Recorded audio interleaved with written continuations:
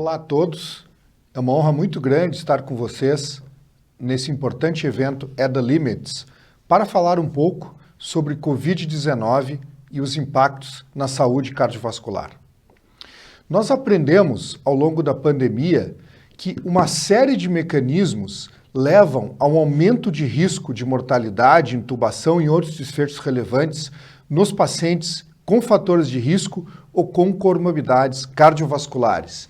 Isso está relacionado, por exemplo, à questão da inflamação e à questão de tempestade de citocinas. Nós aprendemos também que a disfunção endotelial está presente e relacionada à Covid-19 e, finalmente, a questão também de dano direto ao miocárdio, como miocardite, levando a fenômenos também trombóticos. Ou seja, se nós juntarmos uma ativação excessiva do sistema imunológico, disfunção endotelial, dano direto e também eventos trombóticos, fica claro de entender o porquê pacientes, por exemplo, com história de insuficiência cardíaca, ou pacientes com doença coronária estabelecida, ou pacientes com fatores de riscos, por exemplo, como hipertensão e diabetes, acabam tendo uma mortalidade 5 vezes maior do que a população em geral. Nós também entendemos o papel da enzima conversora de angiotensina na entrada do SARS-CoV-2 nas células. E no começo da pandemia, em 2020, muito se discutiu, inclusive, da necessidade de manter ou suspender, por exemplo, inibidores da ECA e BRAS nesses pacientes. E nós fomos aprendendo, ao longo de 2 anos de pandemia, muito sobre o impacto da Covid no coração. Então, nós começamos com essa parte mecanística, mas para nós medirmos o impacto de intervenções, se fazem necessários os estudos randomizados apropriadamente delineados, e eu vou dividir com vocês alguns desses resultados importantes agora. Como nós falamos também, um foco importante nessa área foi o foco trombótico, tanto eventos arteriais quanto eventos venosos. E os pacientes com Covid-19, alguns estudos observacionais sugerem um aumento de risco tanto desses eventos trombóticos arteriais quanto venosos, e isso está ligado a uma série de mecanismos, inclusive também a questão de tempestade de citocinas. Então, esse foi um primeiro alvo importante para estudos randomizados. E recentemente foi publicado no New England Journal of Medicine um estudo em plataforma que pegou 3 estudos randomizados importantes, o REMAP-CAP, o ACTIVE-4A, que é um estudo em plataforma do NIH, e o estudo ATTACK.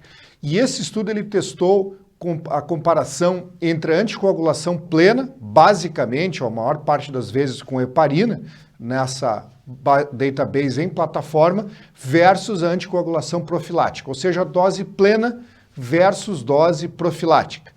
E na combinação desses databases, nós temos tanto pacientes de gravidade moderada, aqueles pacientes que são mais ou menos estágio 2, quanto aqueles pacientes criticamente doentes, que já são pacientes num estágio 3 mais avançado.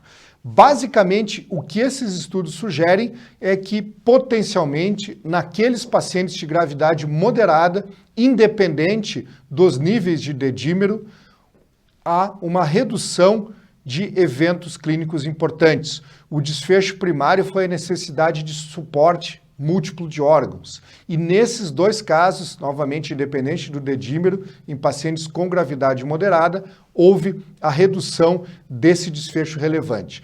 Para aqueles pacientes criticamente doentes, não houve impacto da anticoagulação plena versus anticoagulação profilática.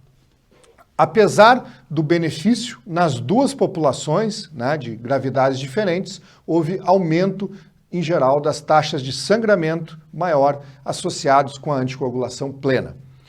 Aqui no Brasil, nós também, na coalizão Covid-19 Brasil, conduzimos um grande estudo randomizado chamado Estudo ACTION. Esse estudo foi publicado no Lancet e foi apresentado como late breaking no American College of Cardiology agora em 2021. Diferente dos estudos em plataforma que nós acabamos de abordar, este trial testou também, tanto em pacientes moderados quanto criticamente doentes, uma estratégia de anticoagulação plena versus profilática, que era o grupo controle. E a anticoagulação plena primordialmente foi baseado num DOAC, nesse caso no rivaroxabana. Nesse estudo, nós medimos, por exemplo, um desfecho hierárquico combinado de mortalidade, duração da hospitalização e duração da necessidade de usar oxigênios dentro de um período de 30 dias. E a gente comparou os grupos com uma estatística inovadora chamada win ratio. Basicamente, o que nós demonstramos é que o grupo terapêutico teve menos vitórias. Mais vitórias é bom, quer dizer, melhor evolução, mas teve menos vitórias do que o grupo profilático. Isso não foi estatisticamente significativo. Por outro lado, o risco de sangramento maior, ou sangramento não maior, mas clinicamente relevante, adjudicado, mostrou, infelizmente, uma piora dos pacientes com a anticoagulação plena.